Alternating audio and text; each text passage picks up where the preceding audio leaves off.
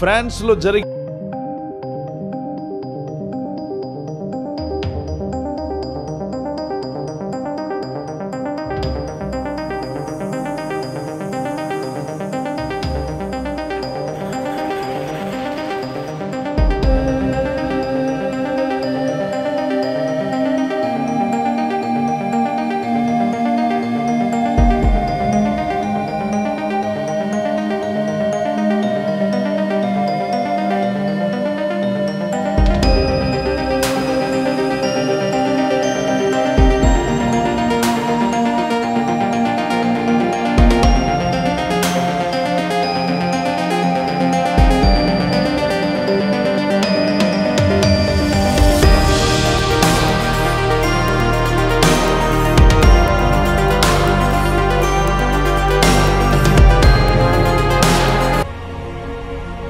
వాళ్ళ తాతల ముత్తాతలు ఎప్పుడు చేయలే, దేవుణ్ణి గౌరవిస్తూ వచ్చారు. ప్యారిస్లో ఒలింపిక్స్ జరిగింది 1924లో.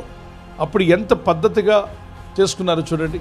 ఫుల్ డ్రెస్సులతో మగాళ్ళు కానీ ఆడవాళ్ళు కానీ ఒక పద్ధతి. అప్పుడు బైబిల్ చదివేవాళ్ళు, ప్రార్థన చేసేవారు, చర్చెస్కి వెళ్ళేవారు, ఆరాధన చేసేవారు. కాబట్టి ఫ్రాన్స్ ఒక అగ్రదేశంగా మిగిలింది. అప్పుడు ఒలింపిక్స్ అలా జరిగాయి. ఇప్పుడు బైబిల్ చదవడం మానివేసి, ప్రార్థనలు మానివేసి, చర్చికి వెళ్ళడం మానేశాక ఎంత దుర్భరమైన స్థితి ఏర్పడిందో చూడండి. దేవుణ్ణి అగౌరవపరిచే తరం, అపవిత్ర తరం, భక్తులందరూ ఏలెత్తి చూపిస్తున్నారు. మీకు ఇంకేం పని లేదా? ఒకప్పుడు ఎలా ఉన్నది మన ఫ్రాన్స్? ఒకప్పుడు ఏ విధంగా ఉండేవాళ్ళు? ఎంత దిగజారిపోయారు మీరు. నైతిక విలువలు పోగొట్టుకుని అపవిత్రమైనటువంటి కార్యక్రమాలు, దేవుని ఉగ్రతను తెచ్చుకున్నారా, చాలా ప్రమాదంలో పడతారు మీరు. ఆ తర్వాత ఏమైందో తెలియదు కానీ ఫ్రాన్స్ అంతా కరెంటు కొట్టేసింది. ఎప్పుడు పోదు వాళ్ళకి, పోతే వెంటనే వచ్చేస్తుంది కరెంట్. చర్చ్ ఉన్న దగ్గర లైట్ ఉంది, కరెంట్ ఉంది, మిగిలిన పట్టణం అంతా కరెంటు పోయింది. ఇది దేవుని ఉగ్రతలో భాగం కాదు, ముందుంది ముసళ్ళ పండుగ. సొదొమ అండ్ గొమొర్రా ఇలాంటి పనులే చేశారు. సగం బట్టలు వేసుకొని అపవిత్రమైన పనులు చేస్తూ, మగాళ్ళతో ఆడవాళ్ళతో అపవిత్రమైన దేవుడు పెట్టిన నేచర్కి విరోధంగా చీకటి మార్గములు, చీకటి తలంపులు, చీకటి ఆలోచనలు రానిచ్చారు. వాళ్ళ పాపం పండింది. దేవుడు పైనుండి తన ఉగ్రతను కుమ్మరించాడు. అగ్ని ఆరకుండా మండింది. ఆకాశము నుండి అగ్ని గంధకాలు కురిశాయి.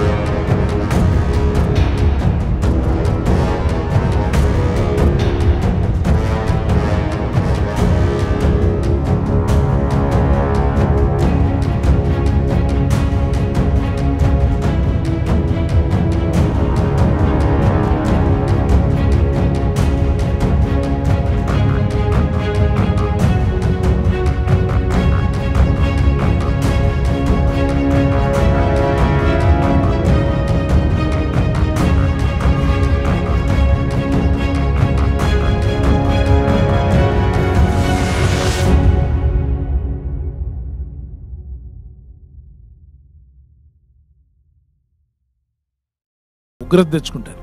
People in France repent, turn back to God. Remember what your forefathers did, how they humbled before God, how they prayed, how they worshiped God.